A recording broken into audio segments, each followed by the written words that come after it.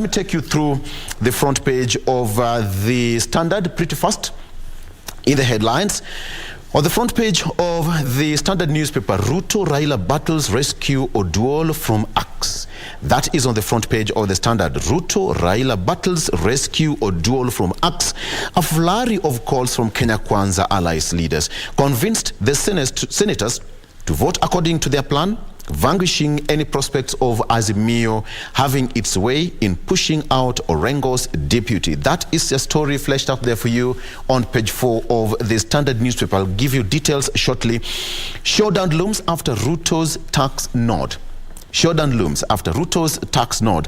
With the finance bill assented to and prices expected to rise from July 1st this coming weekend, Azimio leaders say that it is time the Mwananchi protested the high cost of living. Page 7. You can take a look at that story. Still on the front page, Balala plan to audit cabinet splits UDA. I will give you details what Gladys Boss-Sholay said as far as that is concerned. Rivals claim victory in Sierra Leone's polls. That happened over the weekend. And now, why 2023 WRC Rally was the toughest? Some of the rally drivers said that, okay, Naivasha is okay, but it was one of the toughest for the drivers. Cost of loans to go up after CBK reviews margin. I told you earlier that the central bank yesterday raised its policy lending rate to 10.50%, the highest in 7 years. A move that will push lenders to adjust their borrowing rates. That is in the budget. So what else should we expect? Let me stop at that particular point, take a breather, and hand it over to Ram Aguka. Ram Aguka to take a look at what we have on the Star. Yes, and of course, still on the Star newspaper, on what is in the headlines today. On the front page, Ruto's health plan to cost 550 billion Kenya shillings. That is on the front page of the Star. The government is to hold a 3-day forum to decide how to get this particular money. And the story continues inside this particular paper, where President Ruto's ambitions, as it is written here, according to the Ministry of Health, they say that President Ruto's ambitions concerning the universal health coverage will cost 550 billion Kenya shillings a year. Now get that. The ministry spending in Kenya is about 247 billion Kenya shillings and must be doubled for this to be realized. Now this means that the universal health coverage financing will be Ruto's new headache. And as we speak, what Kenya needs for this UHC, as I mentioned, is 550 billion shillings. But now what Kenya has at the moment is 250 billion Kenya shillings, and the Ministry of Health annual budget 2023-2024 is 141 billion shillings.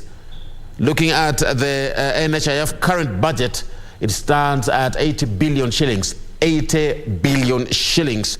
The community health volunteer salary, as we speak, is currently at 5,000 shillings per month. So this is the new headache, according to this particular paper, that the President, Dr. William Ruto, is facing. Now, although the government is expected to increase contributions to the NHIF, which has been a conversation that has been ongoing for quite some time, in order for them to raise more money. The ministry noted nearly half of all Kenyans live below the poverty line and struggle to pay the current premiums. So what next for Dr. Ruto and the government in regards to this? Well, currently most counties spend about 30% of their budget on health, while the national government's health spending is 11% of the national budget and only 2% of the country's GDP. This is a story that we shall be following up keenly. Remember, the ministry says Kenya only has 247 billion Kenya shillings, giving President Ruto a new headache to realize the key campaign pledge that he gave to Kenyans in the previous general election. What next in regards to that? Well, time will tell. Well, moving on to yet another story that took center stage yesterday. This is in regards to what is concerning the Siaya deputy governor. Well, the president's team, that is President William Ruto's Kenya Kwanza troops in the Senate on Monday evening yesterday, saved Siaya Deputy Governor William Oduol, who was set in for impeachment. He was saved from that in a dramatic vote that turned political. Now, the Kenya Kwanza senators capitalized on the members to reject the report of the ad hoc committee that had endorsed his impeachment. 27 Kenya Kwanza lawmakers voted against each of the 2 charges that Oduol faced, while 16 Azimio senators who had voted to uphold the charges were beaten. Now, this is a game of numbers, meaning that the deputy governor went home smiling. He had the last laugh. That is what took place yesterday. Kenya Kwanza lawmakers voted against the 2 charges that he faced. What next for Siaya County? Will he build new relations with the MCAs and with the governor? Time will tell. And of course, I know Victor Law has a lot of plans in regards to that particular conversation in our subsequent shows. What next for Siaya County? Now, still, on the front page of the Star, before I hand it over to my colleague here, new KEMSA boss is dragged into 3.7 billion shilling mess. What is it all about? Well, the acting KEMSA boss, Andrew Mulwa, has been dragged into the bungled mosquito tender mess that costed the country a record of 3.7 billion Kenya shillings. Now, a senior officer working under Mulwa, who was then Director of Preventive and Promotive Health, told senators that Mulwa was aware of the inconsistencies around the tender but failed to act. That is just a glimpse of what is on the Star. Vivian. All right, now on to the Daily Nation. On the front page, we have expensive loans add to tax pain as Ruto signs bill. Kenyans should now brace themselves for new higher loan interest rates in the next 60 days after the Central Bank of Kenya raised the benchmark rate by 1%, by 1 percentage point. This story will be, or rather is on page 6, 7 and page 8 of the Daily Nation. More on the Daily Nation. On the front page, we have Which Way Raila. Now, Azimio leader Raila Odinga is fast running out of options in his quest to tame President William Ruto and his Kenya Kwanza administration. All his previous attempts, from refusing to recognize his presidency to calling for succession, have come to a cropper. Fresh from major upsets in the National Assembly and Senate on the finance bill and the Siaya deputy governor impeachment motion.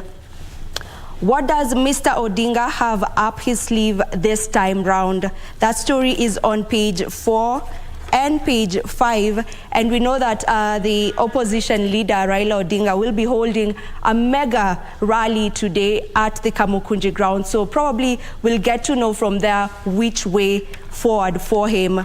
Yet another story, good news for boda bodas in free insurance training plan. Under the boda care, the government will pay for 1 year's insurance cover for 117,000 boda operators. These boda operators have received a road safety, first aid training and licensed, and are members of a saving and credit cooperative society, that is a SACCO. That story is on the back page of the Daily Nation. Yet another story right here on the Daily Nation is the automated registry of sex offenders.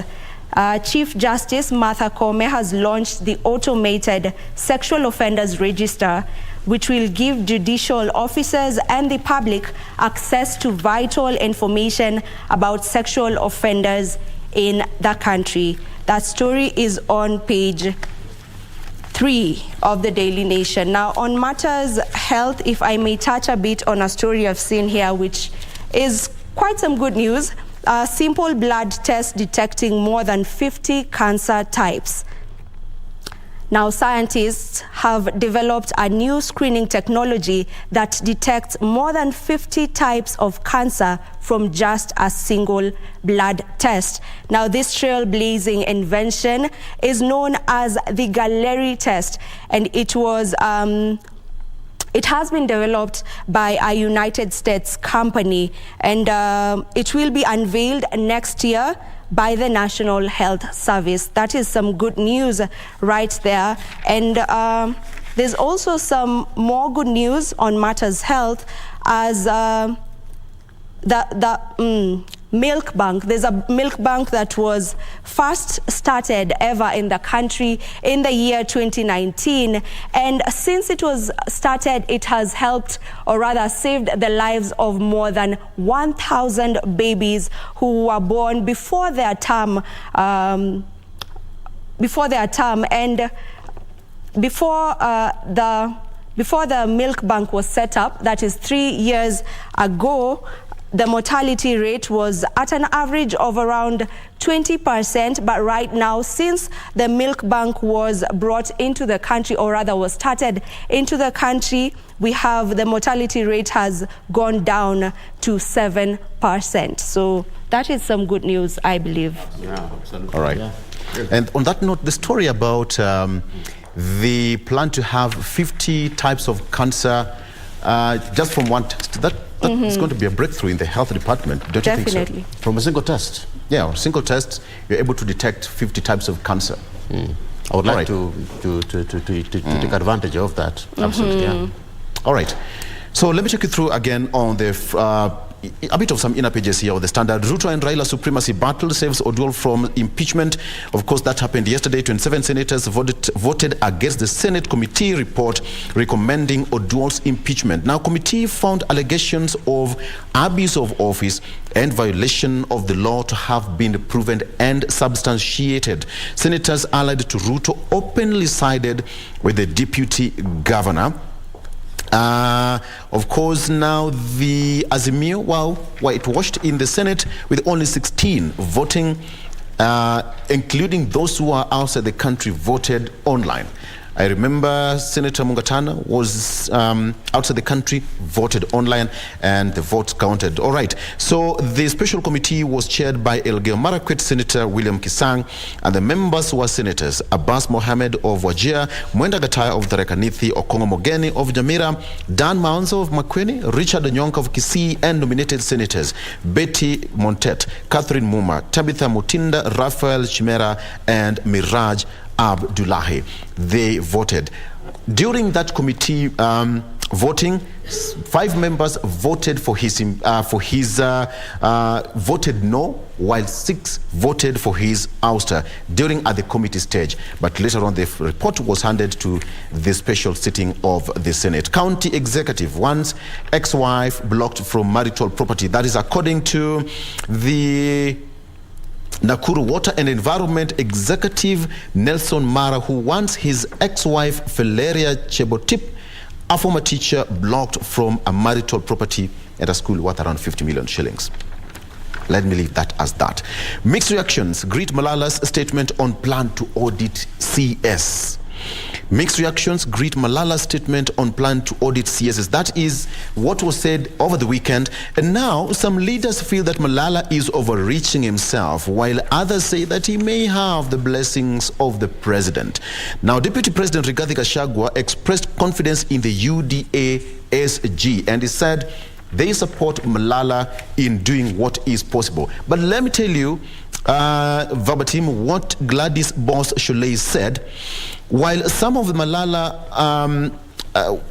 some felt that Malala was overreaching himself. Others chose to err on the side of caution, afraid that the audit may have the blessings of the president. But, you know, the question is it coming to a point where some of the leaders who are acting as a sounding board to the president's wishes? That was way back in the single party rule. But now, what did Gladys Boss-Sholei said? She said that we have confidence. That's according to Sholei. She said that UDA as a party does not have full and exclusive autonomy over cabinet secretaries. Some of them are not even members of UDA. Some of them were picked from academia. Some of them are technocrats, and they do not answer directly to UDA as a party.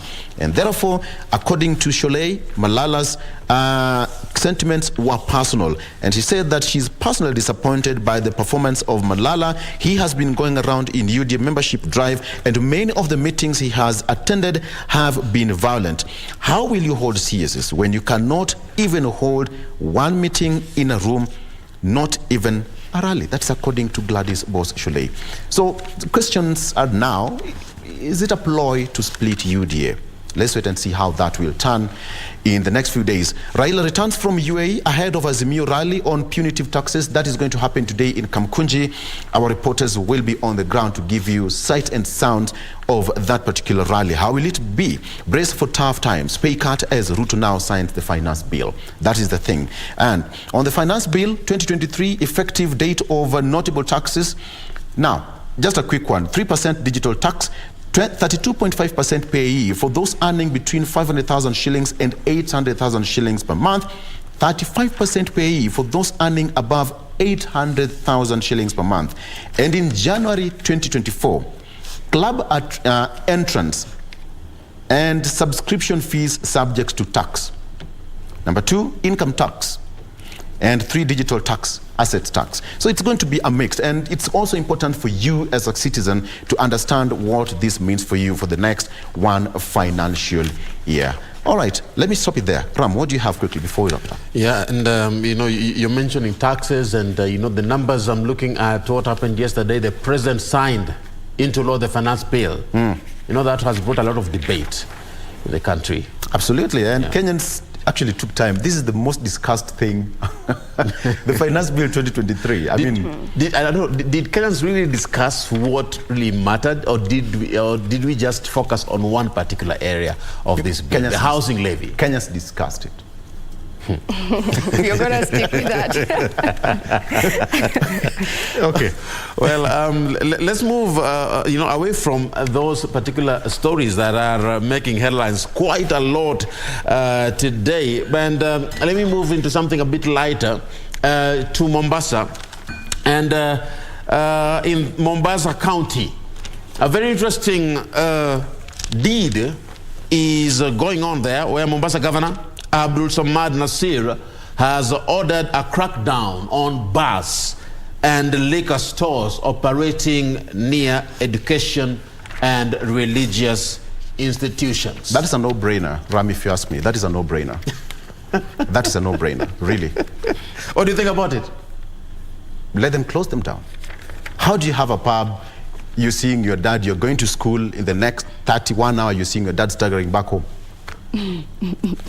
The governor ordered that no bar or liquor store will be allowed to operate within a radius of, get this, 150 meters.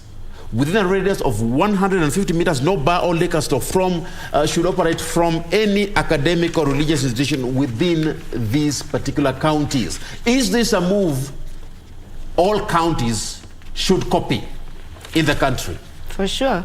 I feel like that is a move that they should all copy. Yeah. Because why are we having a bar around, you know, schools? Why? You're going to church, and as you go to church, you pass by that liquor store, you take a tot, and then you go to church. And then you say that God is happy with people who repent, sinners who repent. So there are those who say that God looks at the heart. Yes. But he does. He does. Some will say that, you know, what enters has no problem. Now, what comes out is the problem. So you can pass, take a sip or two, then go to church and remain silent. Yeah. So what will come out of your mouth is not a problem. What, I mean, and it also serious. puts into perspective the fight against drugs and drug abuse. We'll talk about substance abuse, especially even for children. When you have a liquor store and places where they are being sold, bars and liquor store, next to an academic institution. We know some of these places. You walk into a building, the first place you meet, there's a salon somewhere there at the ground floor. The next one, you have a bar. The next one, you have a church. And then your college is at the top floor. Vivian, you feel targeted. Come on. You get in, the first thing you find on your way is a salon. Next door is a pub. Are you targeted? So Ram has no good intentions. Why are you putting me on the spot like that? How can I be targeted by that? Well, that's the conversation I wanted to highlight on the particular paper here on the Star newspaper. But we invite you to be part of this conversation. Is this move something that all county governors should copy? Look at Mombasa County. Will this reduce the statistics in terms of drug abuse in the country, in terms of the youth being involved in drugs and substance abuse, getting drunk late in the night, underage children getting involved in drug abuse? Will it reduce the numbers and bring soberness in Mombasa County? Let's look at the numbers in due time. Right. Yes. Director says that we should take a break. Let's take a break. But Director, just look at this. If we were to take a break and if you love your life, look at this video here. If you love your life. If you love your life and if you're a motorist, take a look at this as we go for a break. Look at that. That's a motorbike. Yes, that's a motorbike. And we have got how many sacks of Macau? One, two, around three, 5 4. of them. Some actually here. Okay, cameraman, thank you so much. This is like around 6, 7, or 8 bags. How many passengers? 1 or 2? 3 billion passengers up there, 2 of them, and a rider. 1, 2, 3, 4, 5. Around 8 bags of charcoal. Let's take a break. We'll be right back. But first of all, make sure that you love your life.